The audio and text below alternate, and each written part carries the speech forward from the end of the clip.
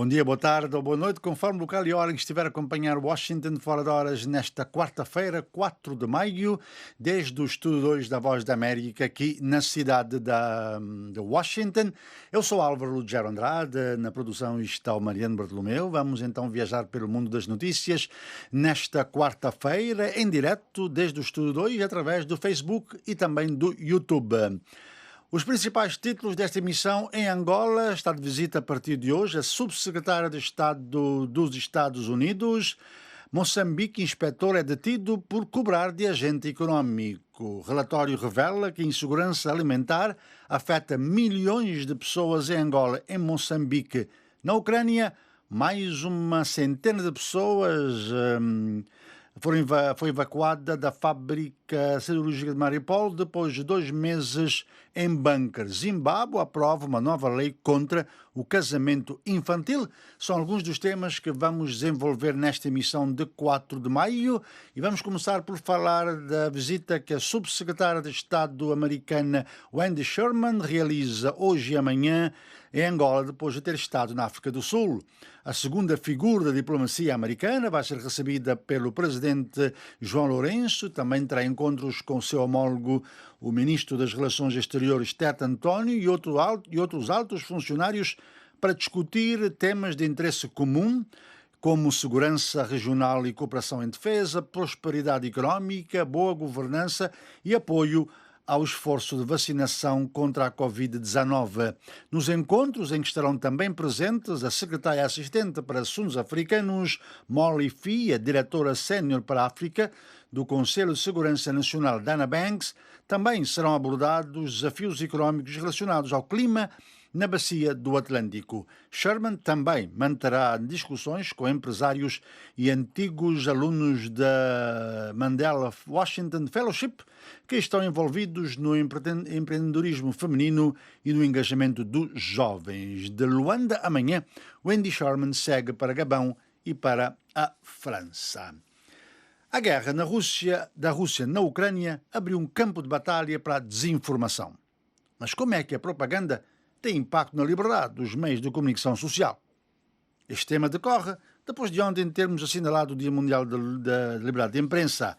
O Índice da Liberdade da Imprensa dos Repórteres Sem Fronteiras de 2022 tem algumas respostas. Liberdade de imprensa, um dos critérios que ajudam a aferir a democracia e os direitos humanos, levou a Voz da América às ruas. Bom, como os nossos internautas puderam ver, uma troca aqui nos vídeos, não é este o vídeo que nós queremos passar, vamos sim falar da informação, mas vamos falar da batalha da desinformação que está a acontecer há algum tempo, e principalmente agora, durante a guerra na Ucrânia, depois da invasão da Rússia. O Índice da Liberdade de Imprensa dos Repórteres Sem Fronteiras de 2022, que foi divulgado ontem, tem algumas respostas para esta situação.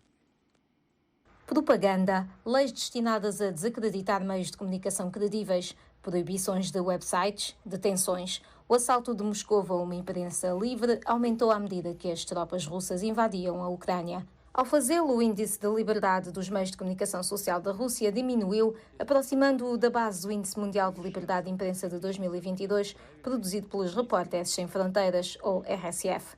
O índice anual classifica um número recorde de 28 países como tendo péssima liberdade de imprensa. Juntam-se a países como a China, que está a exportar a censura para além das suas fronteiras, ao mesmo tempo que amplifica a propaganda do Kremlin. Sob a influência de Pequim, Hong Kong registrou um declínio dramático, classificando-se no lugar 148 de 180 no índice, após uma série de rusgas e detenções terem encerrado sites de notícias pró-democracia. A Etiópia e a Nicarágua também registaram declínios abruptos após medidas das autoridades para suprimir, censurar ou bloquear os meios de comunicação social. Mais preocupante, diz a RSF, é o impacto da polarização e desinformação dos meios de comunicação social na sociedade. Clayton Weimers, vice-diretor dos Repórteres Sem Fronteiras dos Estados Unidos da América. Em 2022, é realmente inegável que a polarização dos meios de comunicação e o caos da informação estão realmente a alimentar divisões sociais de formas que são bastante novas. As tomadas de poder também afetaram o ambiente mediático, em alguns casos eliminando anos de progresso. O golpe no Myanmar marcou um revés de 10 anos para os direitos dos mídia, com jornalistas detidos, licenças de imprensa revogadas e muitos sites noticiosos de regresso ao exílio. No Afeganistão, os talibã comprometeram-se a defender a liberdade de imprensa, mas em vez disso impuseram leis restritivas e bloquearam jornalistas do sexo feminino das ondas hertzianas. Os meios de comunicação social enfrentam dificuldades financeiras após as proibições de entretenimento e publicidade terem cortado as receitas. E na Etiópia, a guerra na região do Tigray, com os seus apagões de comunicação e acesso restrito, resultou numa queda de 13 pontos para 114 no índice. Um resultado decepcionante para um país que há apenas 3 anos foi elogiado pelas suas reformas. A tendência descendente e as táticas autoritárias espalharam-se, diz Clayton Weymouth. Há um efeito de contágio com regimes autoritários e quando permitimos que exista uma cultura de impunidade em que os autoritários são autorizados a perseguir os jornalistas, assediá-los, prendê-los, espancá-los nas ruas e até matá-los, tem um efeito de arrastamento. Encoraja esse mesmo líder autoritário a fazê-lo de novo da próxima vez e encoraja outros líderes autoritários que estão a observar a fazer o mesmo. Os Estados Unidos fizeram uma ligeira melhoria em comparação com 2021, mas os jornalistas e os meios de comunicação social referem barreiras à cobertura, incluindo os governos estaduais e protestos. Beth Francesco, do Instituto do Jornalismo do Clube de Imprensa Nacional. Normalmente verificamos que isto se deve ou a um desrespeito flagrante pelas leis que regem os registros ou reuniões abertas, ou simplesmente a uma má interpretação das mesmas. O indivíduo está a interpretar mal se um jornalista pode estar presente num determinado evento. As democracias desempenham um papel importante na salvaguarda da liberdade de imprensa, mas este aumento de desinformação e propaganda está a ter um efeito desastroso sobre as notícias independentes, constatam os Repórteres Sem Fronteiras. Este e vários outros vídeos na nossa página voaportugues.com e também em todas as plataformas digitais com VOA Português. Regressamos a Angola. O movimento cívico Mudei entregou ontem uma solicitação à Comissão Nacional Eleitoral para o seu credenciamento como observador nacional nas eleições de agosto.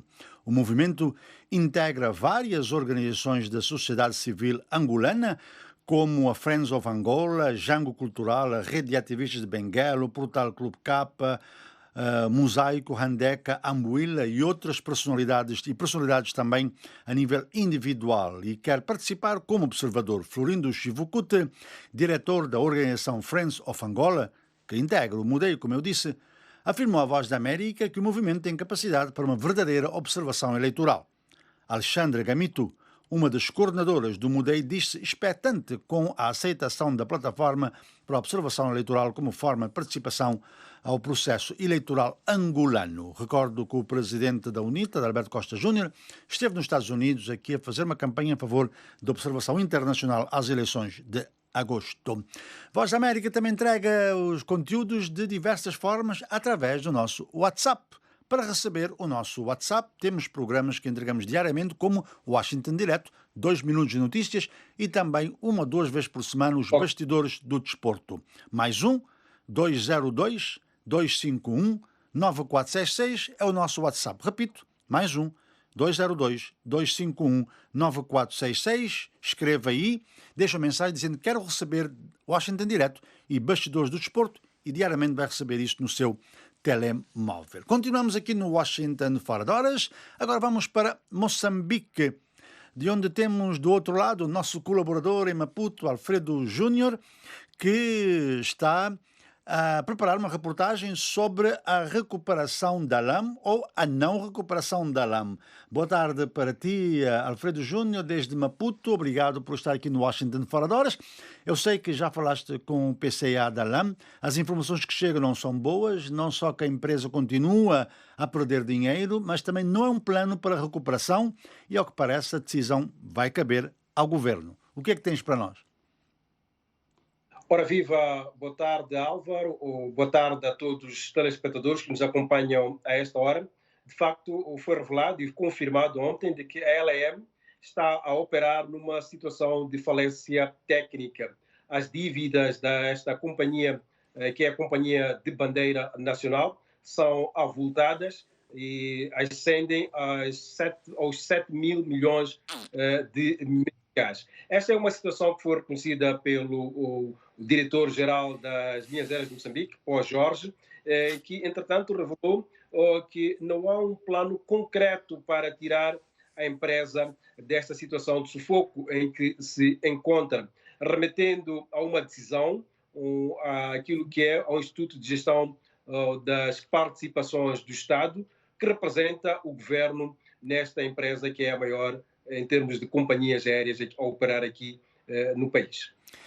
Entretanto, eu sei que vamos ter uma reportagem sobre isso na nossa emissão de rádio. Qual é a solução que se aponta? Há que esperar a decisão do governo, mas também admite-se que a empresa possa ser fechada ou então privatizada o mais rapidamente possível, mas para isso há que resolver essa questão da falência, não só técnica, mas falência financeira principalmente. Exato. O que tem sido apontado por várias analistas, economistas, indicam que a empresa está na situação que deveria entrar para a privatização. A privatização é aquilo que a empresa, aquilo que... Parece que perdemos o Alfredo Júnior. Desde Maputo, mas fica aqui o essencial de informação. Neste momento, o PCA da LAM, as Linhas Aéreas de Moçambique, remete o caso para o governo, não tem um plano de recuperação da empresa, que está em influência técnica, influência financeira, e, portanto, não há solução por agora. O Alfredo Júnior vai ouvir também analistas e economistas sobre esta situação na nossa emissão de rádio a partir das 19 horas de Moçambique. Pode então acompanhar também ondas curtas e também onda média, rádios afiliadas e na internet.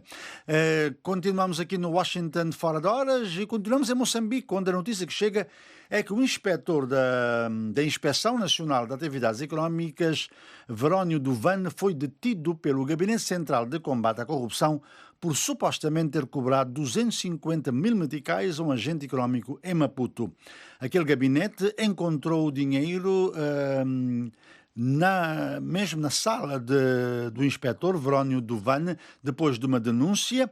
Ele foi detido, agora aguarda procedimentos legais subsequentes, mas a sua prisão deverá ser legalizada até amanhã. A Inspeção Nacional das Atividades Económicas e o Gabinete Central do Combate à Corrupção devem pronunciar-se sobre este assunto a qualquer momento e nós também teremos essa informação na nossa emissão de rádio em todas as plataformas digitais. Continuamos em Nampula, em Moçambique, um pouco mais acima. Vamos sim para Nampula, onde a violência sexual de menores continua a ser negligenciada pelas próprias famílias, que ao invés de denunciar os violadores, entram em acordos com eles. Para ajudar no combate ao problema, uma jovem ativista criou uma página na rede social denominada Só Temos Uma Vida, onde por meio de denúncias tem ajudado vítimas a encaminhar os violadores às autoridades policiais. Eu acho que é de quem deviam ter proteção que várias meninas sofrem abuso sexual. Isso não foi diferente com esta menor de 16 anos de idade, residente na cidade de Nampula, que por várias vezes foi abusada sexualmente pelo padrasto diante da indiferença da sua mãe, que nunca acreditou que o crime estaria a acontecer. Por conta disso, o medo tomou conta da menor e por muito tempo faltou-lhe coragem para denunciar o padrasto, embora estivesse consciente que não só ela corria riscos, mas também outras irmãs menores. Como consequência do seu silêncio e da indiferença da sua mãe, a menina conta que sofreu violência sexual por 6 vezes, até que pela rede social Facebook, através da página Só Temos Uma Vida, veio ajuda para conseguir denunciar e levar o seu padrasto às celas da polícia. Ele dizia para não falar nada para ninguém, senão ele vai fazer qualquer coisa que possa me prejudicar, não só a mim e as minhas irmãs outras. No entanto, esta coragem custou-lhe o corte das relações com a sua mãe, que segundo a menor nunca se conformou com o fato de terem levado à cadeia o homem que garantia o seu sustento. Ela ficou zangada comigo, não queria falar mais comigo, então eu tive que procurar ajuda da minha tia. Eu expliquei tudo para ela, ela disse, não, é melhor sair de vez lá onde você está a vir morar aqui nos Belenenses. A página Só Temos Uma Vida foi criada há 8 meses pela jovem ativista social Elizabeth Tavares com o objetivo de alargar a sensibilização sobre a importância da denúncia dos crimes de violência baseada no gênero. Eu só recebo os casos e encaminho às autoridades competentes. No início, a página teve pouca aderência, mas depois, com as palestras que passamos a ter nas comunidades, e eu sempre partilho nas minhas plataformas digitais, e também pelas lives que nós temos feitos lá, acabou ajudando muito e a aderência é mesmo massiva. E a página virou como uma referência por parte de algumas pessoas. Por isso é que elas fazem as denúncias por parte das páginas. Elizabeth partilha que não tem sido fácil convencer as vítimas de abuso sexual a denunciar, mas em meio a estas e outras dificuldades, conta que este ano já ajudou 6 meninas a denunciar seus violadores à polícia. E o sonho da jovem é fazer mais. As mulheres que vivem com pessoas, com homens que são violadores, que são predadores, muitas das vezes elas dependem financeiramente daquele violador. Então não tem muito poder, não tem muita autoridade de dizer não, eu tenho que pôr um basta, e ficam a esconder, a tapar o sol pela peneira, com a peneira. Quando a pessoa chega lá, tentam esconder o máximo, mas como nós estamos aqui para ajudar, temos feito outra vez os encaminhamentos devidos e convencer quanto a vítima, quanto a mãe a denunciar os casos. Em Nampula, a violência sexual de menores continua a ser negligenciada pela família, que ao invés de denunciar os violadores, entram em acordos. Esta realidade preocupa o Hospital Central de Nampula, que alerta para os impactos.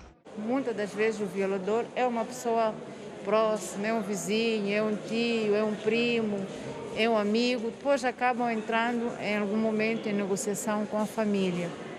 Mas esta criança que foi violada acaba tendo repercussões psicológicas, acaba sendo tratada por lesões graves da violência e é um trauma para o resto da vida. De Nampula para a Voz da América, Adina Sualenhe.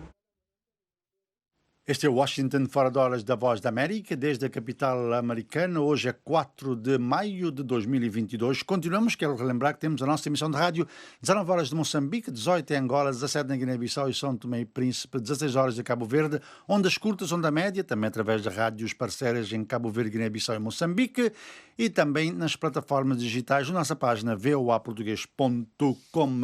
Falamos agora da insegurança alimentar, de acordo com o relatório divulgado hoje pela Organização das Nações Unidas para a Alimentação e Agricultura, FAO, o Programa Alimentar Mundial e a União Europeia, indicando que quase 1,6 milhões de pessoas no sul de Angola sofreram insegurança alimentar grave em 2021 devido à seca, a pior em 40 anos.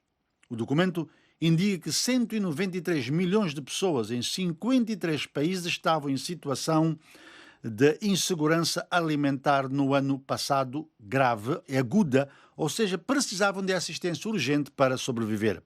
Em Angola, os autores analisaram 17 municípios rurais de 3 províncias do sudoeste do país, Namíbia, Huila e Cunene, onde vive 9% da população angolana. Os números pioraram entre 2020 e 2021, ano em que a pior seca em 40 anos e uma praga de gafanhotos reduziram a disponibilidade de alimentos pós-colheita para 1 a 3 meses em alguns dos municípios. Ainda segundo o relatório, as 3 províncias do sudoeste de Angola enfrentam uma crise de baixo peso nas crianças. 114 mil crianças com menos de 5 anos tinham peso baixo, 37 mil das quais de forma grave. Em Moçambique, quase 3 milhões de pessoas tinham em 2021 uma situação alimentar de crise ou emergência, o número mais elevado desde a seca de 2016, o que representa 16% da população analisada pela organização, que estudou 33 áreas em 11 províncias e 12 cidades, abrangendo 60% da população de Moçambique, cerca de 30 milhões de pessoas. Quase 75 mil crianças com menos de 5 anos tinham baixa estatura em 2021, das quais 27 mil de forma severa, e metade das crianças da província de Cabo Delgado tinha baixo peso, concluem os investigadores. Continuamos aqui na Washington fora de horas, regressamos a mais reportagens em vídeo. Vamos aí para o vizinho de Moçambique, Zimbábue. As autoridades dizem que mais de 1/3 das meninas no país se casam antes dos 18 anos de idade. Em algumas áreas, mais da metade são menores. Defensores nos direitos estão a elogiar uma nova lei que criminaliza o casamento infantil no Zimbábue. Portia Nomhula, de 19 anos de idade, é da área de Mbaire, perto da fronteira do Zimbábue com a Zâmbia e Moçambique. Ela diz que foi estuprada aos 15 anos de idade quando voltava da escola para casa. Engravidou e depois foi forçada a se casar com o agressor. O nosso casamento nunca foi da minha vontade. Fui forçada pelos meus pais. Eu era muito brilhante na escola, mas a minha vida foi estragada pelos homens.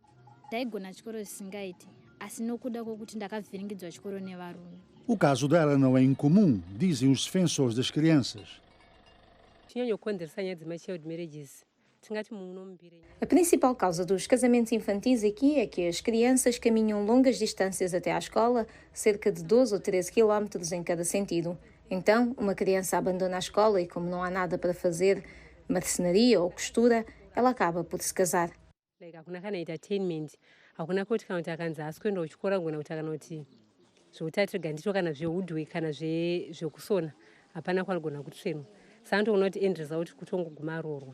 Defensores e grupos sem fins lucrativos trabalham com o governo para reduzir o casamento infantil em Mbaire, na província central de Mashonaland, onde mais de metade das meninas, 52,1%, se casam antes de completar 18 anos de idade. Mashaira Mamhada é coordenadora de desenvolvimento da juventude do Ministério da Juventude do Zimbábue, em Mbaire. Estamos a fazer campanhas de consciencialização em encontros com esses como uma forma de reduzir o problema dos casamentos infantis. Fazemos essas campanhas com pais e meninas e ensinamos sobre os seus direitos sexuais e reprodutivos. Os líderes tradicionais são acusados de promover a prática ou de olhar para o lado. O chefe Chitsungu, um líder tradicional, afirma que os pais que casam os seus filhos estão agora a ser multados.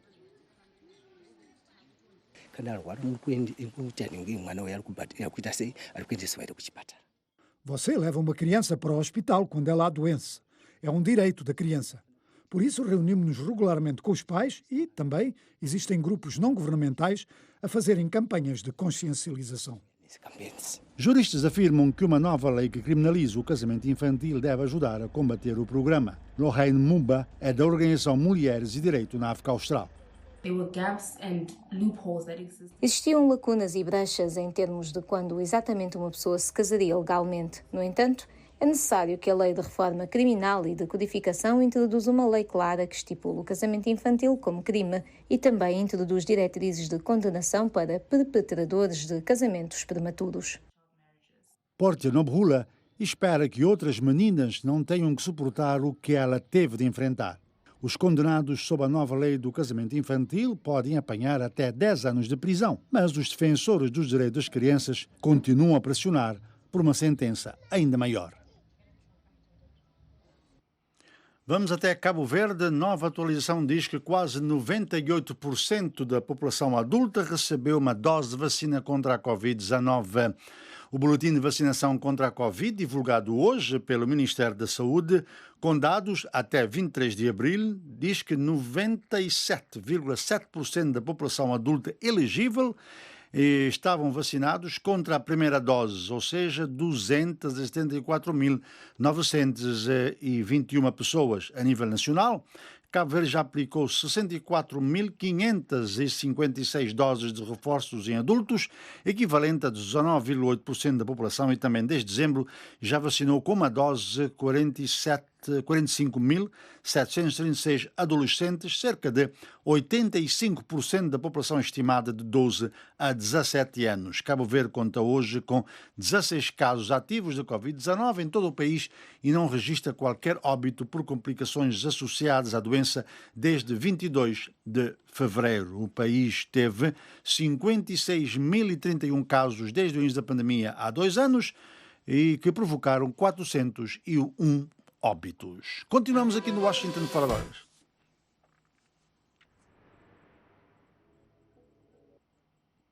Dizia, continuamos aqui no Washington Fora de Horas, vamos então para a Ucrânia e vamos falar de mais de uma centena de pessoas evacuadas da cidade ocupada pelos russos de Mariupol.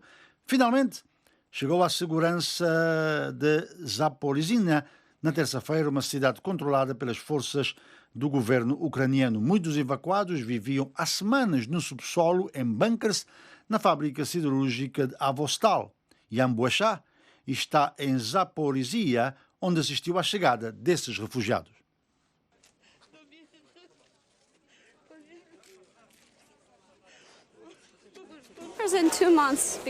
Ficámos 2 meses porque era perigoso ir para fora, só mesmo para ver, aproveitar o tempo ou só para olhar lá para fora. Nós ficámos dentro na maior parte do tempo.